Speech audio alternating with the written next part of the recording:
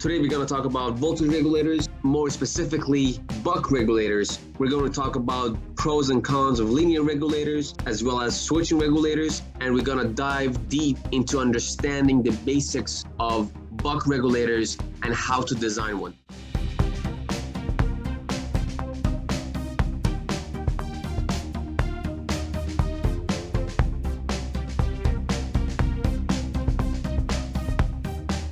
Everybody, welcome to another episode of Electronic Savvy. Today we're going to talk about voltage regulators, more specifically buck regulators. But right before that, let's just quickly talk about what is a voltage regulator.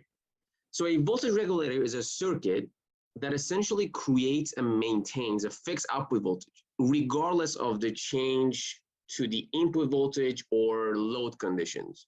So if your input voltage changes, for example, if you have a battery, if it goes from 8 volts to 18 volts, or if your load changes, if you draw more current out of this voltage regulator, or if you draw less current, the output voltage will always stay at a fixed voltage thanks to this voltage regulator. So any electronic devices uses some sort of a voltage regulator. Primarily, voltage regulators are divided into two groups, linear and switching. Let's talk a little bit about linear regulators. A linear voltage regulator is the most basic voltage regulator circuitry that exists. It's as simple as having one BJT transistor, or we call it pass transistor, couple resistors, an inverting amplifier, and some reference voltage. And here we go. You have a closed loop, a linear voltage regulator circuit. So the main component of this linear voltage regulator is this pass transistor, which effectively works really as a variable resistor that limits the current flowing from input to output by changing its resistance. And R1 and R2 are basically the feedback resistor divider. This error amplifier controls its input in such a way that the voltage difference between its minus and plus inputs, which is the voltage divider created by resistor divider R1 and R2 and reference voltage, is always zero. So if the voltage at the output increases due to, let's say, reduction in the load or an increase in input voltage, the voltage at the inverting input of this error amplifier rises higher than the Vref. So the output of this error amplifier goes negative. So it will reduce the drive to this pass transistor and hence reduces the output voltage. The other way is also true, right? When the load increases or the input voltage drops, the voltage at this inverting input drops below the Vref, and hence the output of this error amplifier will drive the transistor higher. So it will basically increase the output voltage to compensate for that drop. So that's why this output will always be within the specific design range calculated with resistors R1 and R2. So this transistor right over here, its only purpose is to be a variable resistor. And we know from Electronics 101 that BJT transistors can be as a fully on, fully off switch when they are in saturation mode. And they can be in linear mode if they are kept within active region. So again, this error amplifier, all it does is it ensures that this BJT will always functions under linear region so that it can adjust the resistance. You could vary the resistance, hence adjusting the output voltage. So this was a quick overview of linear regulators, of linear voltage regulators. So what is the pros and cons of these linear voltage regulators? One of the most important pros of linear voltage regulators is that they are very easy to design. They require minimum number of parts. They will cause very minimum noise in the circuit because there is no switching element in the linear regulators. As you can see, it's just the transistor, resistors, and that error amplifier, which in most cases, these resistor network, the reference voltage, as well as the error amplifier, it's all part of the integrated circuit, just an IC that you don't even have to worry about. So in most cases, all you need is just simple IC and couple capacitors as input-output capacitors for decoupling purposes. So the biggest pro of linear voltage regulator is the cost and simplicity of it, and also the fact that it does not affect noise performance of the circuit.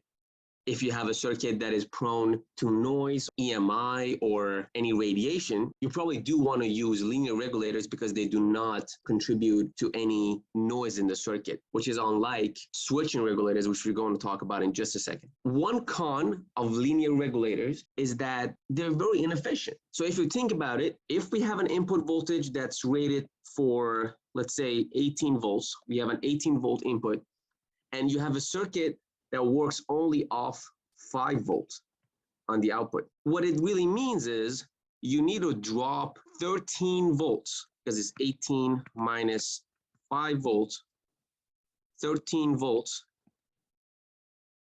across this transistor in order to get your output. So just imagine how much power this gets dissipated just across this transistor, and obviously this transistor will get really hot, and it will contribute to the overall power loss and power dissipation and heat dissipation of your circuit. So if heat and power loss is a big concern in your design, you probably should not use linear regulators. So these are the top pros and cons of a linear regulator. So now that we brushed off on linear regulators, let's talk about our main topic, which is switching regulators. So as we mentioned, unlike linear regulators, which basically dump excess power as heat in order to limit the output voltage, switching regulators exploit the energy storing properties of inductive and capacitive component to transfer energy from your source or input to your output. They do it in a very creative way. So most switching regulators follow this pattern. As you can see, there is always some sort of an input filter. There is always some sort of a switch, always an inductor, capacitor, or transformer, because you always need some sort of a charge tank, as I call them, because you need to be able to somehow store charge, which in turn means energy, either in terms of magnetic field in an inductor or electric field in the capacitor, in order to be able to transfer that energy from the input to your output without power loss. And obviously you'll need rectifier and some sort of a filter on the output. So again, similar to linear regulators, you always will need some sort of a feedback from your output in order to control the overall operation of your circuit. In this case, we will need PWM generator that is simply consists of the same error amplifier and the resistor divider that we talked about in the previous slide, but also it will have some sort of a sawtooth generator and a PWM generator that will drive the main switch. Again, most of that circuitry is already taken care of by IC designers, but it's good to know that the basics of that closed loop feedback control is very similar from linear to switching. Except for switching, you'll have to control a MOSFET, some cases a GaN or a gallium nitride FET, to switch on and off. So you'll need a little bit more sophisticated feedback control that we're probably not gonna go over in this video, but if you guys are interested, I can also make another video that talks about that. So there are many types of switching regulators. We have isolated switching regulators and non-isolated switching regulators. Isolated switching regulators, as the name applies, the input and output stage are completely isolated via using a transformer or coupled inductor in case of a flyback or a forward converter. Isolated switching regulators are generally more complex to design, and they usually take up a little bit more room on the PCB to design. Non-isolated switching regulators are generally a little bit simpler to design, but depending on your application, you may want to use isolated or non-isolated. One of the best advantages of using an isolated regulator than non-isolated is that you'll be able to isolate all your output circuitry from your input. So any noise that can be present on your input will not show on the output. Obviously, that's in a very perfect ideal world, but in practice, it is very minimized compared to the non-isolated switching regulator. So what are some examples of the non-isolated switching regulators? We have buck or step-down regulator.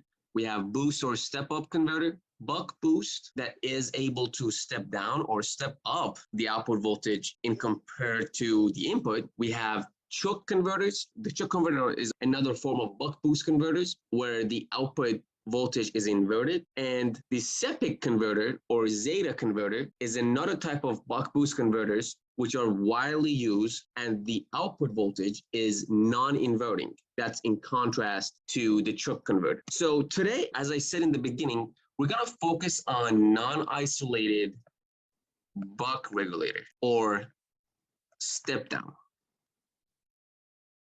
So what is a buck converter? A simple buck converter circuit consists of an inductor, a main switch, output capacitor, another switch, in this case a diode, and obviously you'll have some load most likely on the output. Let's call this S1, let's call this D1, and this is our VS. This is your minus or just your ground, and here's your switch. All right, so let's walk through this circuit. How does a buck regulator really works? So every time you want to analyze a switching regulator, the best approach is to think about the on and off time. On and off time refers to the period of time that switch S1 is on and when switch S1 is off for off time. Let's walk through this step by step. When S1 is on, what happens is voltage Vs will appear on this node, Vs. Now, if Vs, let's say in this case hypothetically, is 12 volts. So now when we have Vs as 12 volts across cathode of D1, what happens is the voltage across this diode will actually be negative. If you think about it, the voltage across this diode is V0, which is ground, minus Vs, which in this case will be basically Vs, right? Because your ground is 0 volt, is 0 potential point. So now when the voltage across this diode is minus Vs, minus 12 volts, it means that this diode will be reverse biased, hence it will be open. So when S1 is on, D1 will be off. So now when S1 is on and D1 is off, we call this on time. I'm denoting this with red mark so it makes more sense, on time.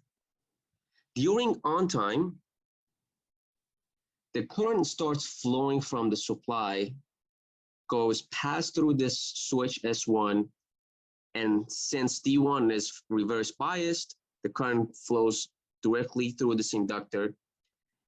It'll build a potential because as the current flows through the plus and then comes out of the minus, there will be voltage that builds up across this inductor based on the very famous equation of inductors, which is VL equals L di dt, which simply says any change of current through this inductor will induce a voltage across this inductor, which that's what we see. So based on the current that's changing through this inductor, we'll get an induced voltage across this inductor, which will be proportional to inductance and the rate of change of current. As the current through these coils start increasing, it'll also start charging up this capacitor. So the same current that's changing and getting stored in the magnetic field of this inductor L, it will be charging the capacitor and it will store the energy in terms of electric field in this capacitor. So now this current will start flowing just like this from the supply all the way to the inductor, capacitor, and back to ground. So during on time, let's just focus on this inductor. According to this equation, the rate of change of current with respect to time is proportional to the voltage across this inductor. If we plot this real quick, we'll get this. Let's have it as time, and then I have the current through this inductor. And when the rate of current through inductor changes, as we saw here, because there was no current before, now it starts ramping up, the current through inductor goes up linearly. And this slope is simply di over dt. This is during our on time. So now that we are at the end of our hypothetical on time, let's say for 1 second, so now we're going to switch to off time. Let's talk about what happens during off time. Off time is when switch S1 is off or is open. So when switch S1 is open, what happens is there will no longer be any current that's flowing from the source Vs to this inductor. And according to Faraday's law and Lenz's law, we know that inductor opposes the change in current. Imagine if this inductor is being fed current through its coils, suddenly stops getting any current. And according to Faraday's law and Lenz's law, there will be a magnetic field around these coils in such a way that opposes that change of current. So what happens is the voltage across this inductor after flipping the switch S1 starts flipping. So now the voltage across this inductor will be minus and plus. And we saw that when the voltage on this node is minus, what it means is the voltage across this diode will be positive because the cathode voltage would be less than the anode. Based on KVL during off time, we have V0 minus, in this case, let's call this node VL minus VL would be 0 minus whatever VL is, which would be plus VL. So now the voltage across this diode is actually positive, hence the diode will be forward biased. So now this diode will be short circuit, starts conducting. So now D1 is on. When diode starts conducting and the inductor voltage is flipped, what happens is the inductor doesn't like a sudden change of current through it. So it starts pumping current the same direction as it was when it was being supplied by voltage source Vs. So now the current, again, is going to be flowing out of this inductor to the load. So during on time, the current from supply Vs is charging both the inductor as well as the capacitor. But now during off time, as the capacitor is being discharged into the load is getting both the inductor current and the capacitor discharge current. So now the current through this load would basically be the sum of inductor and capacitor current during off time. But let's go back to this inductor. When we flip the switch during off time, the inductor, in order to oppose the change of current through it, flips its polarity. It'll start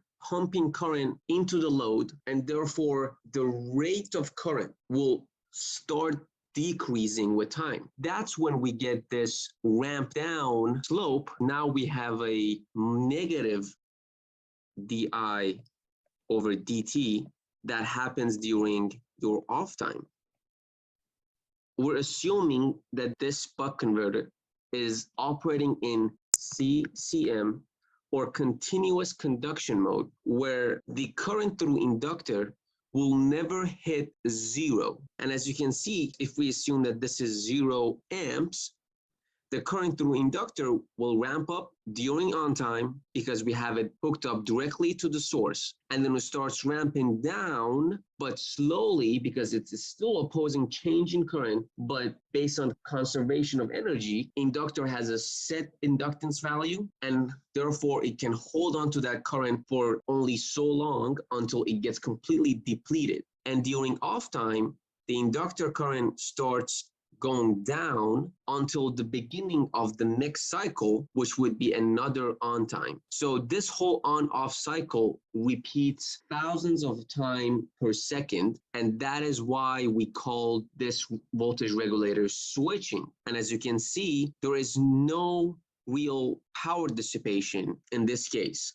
But this is obviously the most ideal case. In the real world, the switch S1 has RDS on because that's a MOSFET, so there will be a small drop across that. The inductor and capacitors, they're not ideal. They have parasitics. There will be ringing that's associated with this LC circuit, which adds to the overall system inefficiency, but it is still the most efficient design when you compare it to the linear voltage regulator. Most of switching regulators, depending on the load conditions and input voltage, their efficiency varies between 85 to 95%, which is way more efficient than a linear regulator. So as I was saying, we're assuming that this design is operating under CCM, continuous conduction mode, where the current through inductor never hits 0 amps. But if it does hit 0 amps, which it will if the off time is way longer than on time, so the inductor will be able to store very small amount of current because it's only on during a very short time and it's off for a long time. The inductor current starts depleting much faster for a longer time until it hits 0 amps, and it will be at 0 amps until the next cycle, until the next on period, which may be right after when it hits 0 or maybe a couple milliseconds later. But that is called discontinuous conduction mode, or DCM, where the current through inductor hits 0 amps before the start of the next cycle. So depending on the application, the buck regulator can either operate in CCM or DCM. DCM can offer higher efficiency than CCM because of the lack of reverse recovery loss on the diode, and because there is a time where none of the switches are conducting, and that is the complete dead time. There will be less stress on the main MOSFET, in this case switch S1, so there will be a little bit better efficiency compared to CCM. But if the duty cycle is too small, then the current that charges the primary inductor will be very high, which that can lower the converter's overall efficiency. We can dive deeper in either scenarios in later videos. If you guys are interested, let me know. But for now, let's just assume that this design operates in CCM. Buck converters themselves can be categorized in two groups: synchronous and asynchronous. Synchronous buck converters are given the name because they're using two active switches as their on and off switches. If you recall, we discussed the basics of buck converter as having a diode and a switch. This S1 and this one is D1, L1, C1. This buck converter is what is called asynchronous because it has only one active switch, which in most cases is an NMOS or an N-channel MOSFET, and there will be this rectifier diode D1 that will act as the other switch, which is passive. So there won't be any active control over the gate of this passive switch. Synchronous converters, on the other hand, will use the same circuitry, the same filtering and magnetics, except they will use two active switches. So now we have S1 and S2, and they are both active controlled switches. We're using two MOSFETs to control the on and off time. So now the question is, should we use synchronous or asynchronous? Synchronous converters are generally much more efficient than asynchronous. The reason for that being, MOSFETs in general, when they conduct, they have very minimal voltage drop across them, because MOSFETs have only one main lossy component, which is their RDS on, which when they're fully conducting, there will be a small voltage drop across them that is proportional to the resistance of that RDS on, which is far smaller than the voltage drop across a rectifier diode. In most designs of asynchronous converters, they're not even using a typical rectifier diode. They're mostly using Schottky diode, which are faster and they have faster response. They have lower voltage drop, but it's still a much larger drop than a regular MOSFET. A regular MOSFET usually has about, let's say, 50 milliohms of RDS on, which, depending on how much current is getting pumped into this MOSFET, it'll create a very small amount of voltage drop across it when it's fully conducting. Compared to the diode, a typical silicon diode will have about 0.6 to 0.7 volts of voltage drop across it. So imagine having this current during the off time that goes through this diode D1 that will constantly dissipate VI across this diode during every switching cycle. So synchronous converters are generally much more efficient than asynchronous converters. So now the question is, should we use NMOS or PMOS for this synchronous converter? So if we just zoom into this synchronous converter circuit, we see that we have a very simple MOSFET pair. We have two NMOSs. One is the high side. This one is a high side switch, and this one is a low side switch. And by high side, it just means that switch S2 is switching to VS, being the high voltage, and S1 is switching to ground.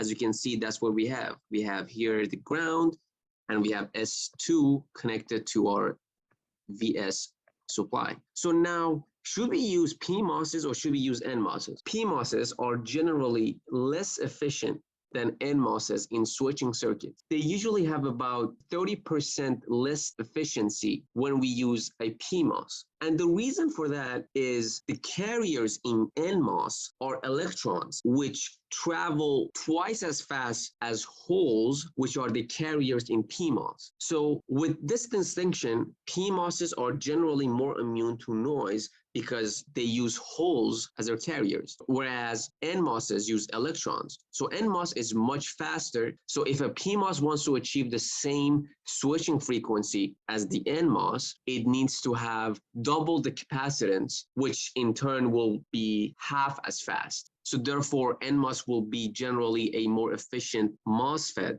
to use in these circuits. But the only caveat of using NMOS when it comes to high side switching is that the high side switch must be able to generate an output voltage that is higher than the input voltage. So the way that we achieve this is by using a bootstrap capacitor. So that is why that in most buck switcher ICs that are synchronous, you will need to have a bootstrap capacitor connected across the high side switch, which in this case will be from VS to the switch node of this inductor. Now we should talk about what are the pros and cons of a switching regulator. As we said, switching regulators will provide much higher efficiency compared to linear regulators, and they conserve power. So what does it mean? It means that if you always have an output,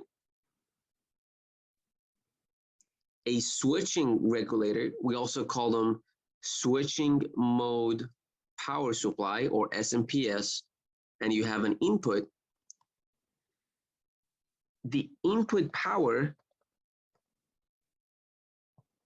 is always equal to output power. Obviously, this is not the case in the practice, in the real world, because this system, even though it's very efficient, is not flawless and it's not perfect. So there will be some inefficiency factor in here. Switching regulators maintain this conservation of power, which means if you have an input voltage at 15 volts and you have an output voltage that's set to 5 volts, if we draw 300 milliamp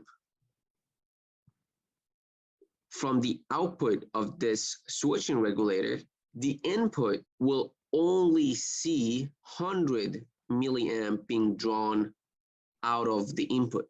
And now that we talk about the advantages of using switching regulator, we should also talk about one of the disadvantages of them. The same advantages of linear regulator would be the disadvantage of a buck regulator or a switching regulator, because switching regulators compared to linear regulators are generally costlier and they introduce high frequency noises into the circuit because the switches that we talked about will have to switch 1,000th time per second, which can introduce noise issues in the circuit if there is a very susceptible circuit downstream of this buck regulator, or if there are sensors that you have on your circuit board may get influenced by this.